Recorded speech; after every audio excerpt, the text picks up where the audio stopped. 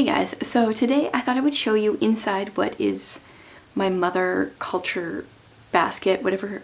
I don't actually call it anything except when I'm making these videos, so I never really know what to call it, but it is the pile of nonfiction books that I'm reading these days, my continuing education as an adult. I don't have an actual thing I'm studying right now necessarily, but I'm always reading a bunch of generally Christian nonfiction books, devotionals, etc. And I am just coming out of a season of studying geese.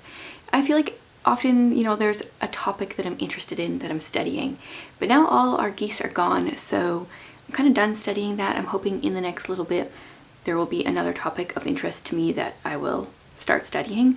So I don't have other separate topic, but I thought I would show you inside my basket, morning basket, whatever it is. And as always, I would love to hear if you do something of the sort.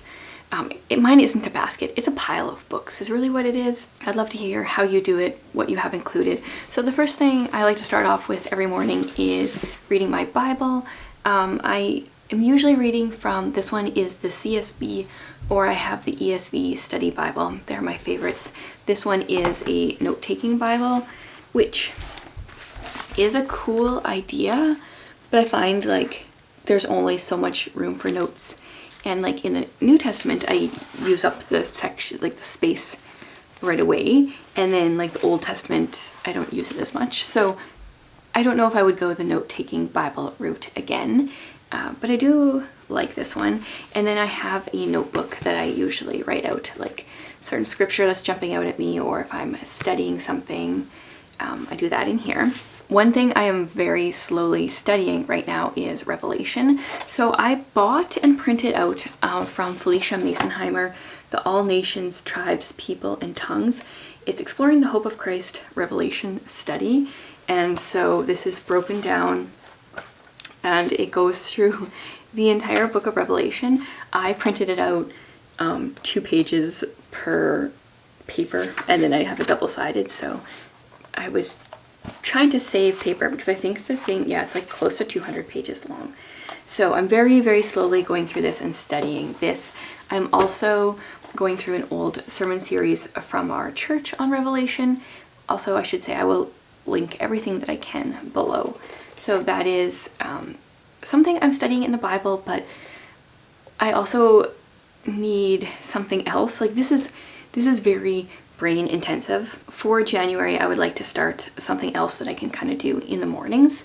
This is a whole separate time from my morning, but I wanted to share it here. And then my mom gave me an early Christmas present, and it is Emmanuel, an invitation to prepare him room at Christmas and always. This is a 25 Advent devotional, and well, there's a few things I really like about it. Number one, it starts December 1st. So you don't have to be what are 4 weeks before Christmas, figure out the Sunday 4 weeks before.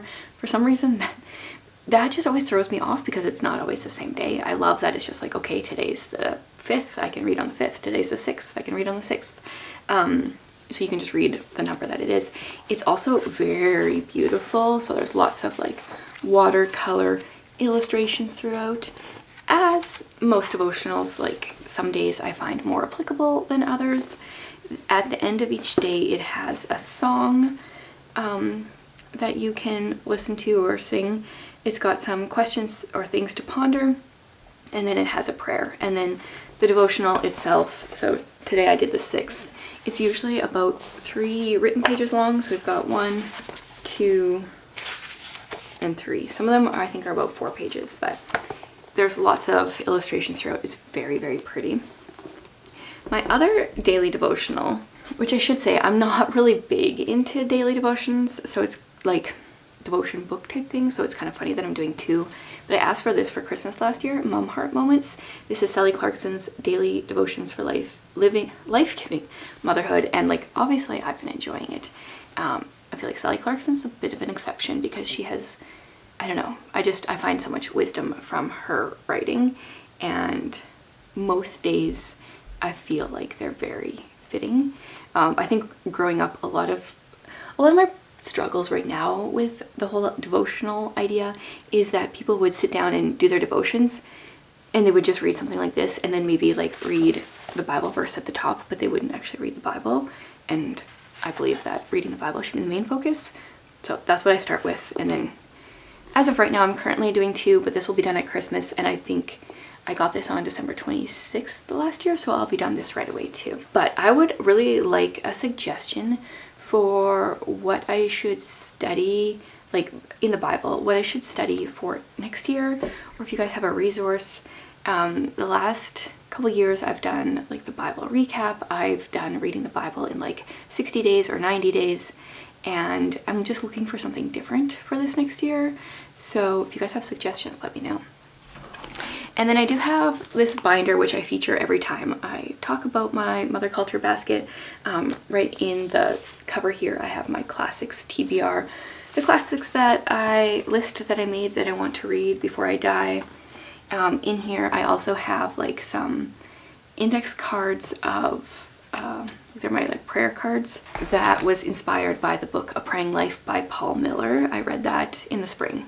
And then I have my reading journal, which if I've finished a book or started a book, I will update this. This is almost full, so I have to I want to create a new one, and then I will get a new one printed. And then in here, this is where I store my 60-day and 90-day Bible reading plans as well. And then I have my line a day. So for myself, I printed this at home. I do wish I would have got it printed like my kids' ones. This is available on Amazon as well as other versions that you can buy, the physical copy, or I also have the digital copy. But so I just go in and I write something that happened the day before on that date. And then I pull out 1 month at a time to put in here, and then I store the rest of the months in like a massive binder. When I'm completed it, so I'm on year 3 out of 8. When I've completed it, I want to get it like bound somehow. And then after my line a day, I have space where I am tracking different goals that I have. I flip through there every couple days to see if there's any goals I want to work on. So there's my binder. And then a book that I'm reading is Church History in Plain Language. This is by Bruce L. Shelley, and this is a really good church history book. I'm around 100 pages in. I've been tabbing things like crazy. My only problem is that I have a terrible memory, and I did want to go back and like write down these different events because I read it and I thought it was interesting, but I couldn't tell you much of what I learned. And so from now on, I want to start keeping notes of what I'm reading, like as I'm reading it, either in my commonplace journal, which is actually usually by my stack of books as well, or in Notion if I want to do it digitally. I wish I would have started that right at the beginning. So I'm reading this very slowly. Then I always have a poetry book or 2 on the go. I've been reading The Complete Emily Dickinson. I left that upstairs for some reason. I haven't read that one for a little bit. Lately I've been reading from Robert Frost and enjoying his poetry. So I just really enjoy poetry. So I always try to have like a poetry book or 2 or 3 on the go. And then my last nonfiction book that I'm reading right now is On Stories by C.S. Lewis. So these are essays on literature, and for the most part they're good. There are a few, well, some of them, like if you haven't read the book that he's talking about, the essay doesn't really make a whole lot of sense because he doesn't describe where he's coming from, like as far as the book goes. But for the most part, I've read most of them. So I've skipped 1 or 2 because I read 1 and I was like, this doesn't make any sense because I've never read this story. But I've read, like he talks about The Hobbit, The Lord of the Rings, some Dorothy L. Sayre, and books that I've actually read. So those have been really good. Yeah, I'm almost done this. I have created a DIY literature degree outline for myself, which I shared on my booktube channel, and C.S. Lewis is the author that I'm currently studying, so I'm going to be reading from a bunch of his books. As soon as I'm done this one, I will pull up another one of his to start. So that is my current December Mother Culture basket. Things will change at the end of December because I'll be done my 2 devotionals, I'll be done this. And so I'm also going to figure out a few things to replace these, and then also something that I'm going to be studying in the Bible, like either a specific book or do a specific reading plan. I still haven't figured that out. So I would love to hear if you guys are interested in trying out any of these resources, or if you guys have any recommendations for me. Thanks for being here.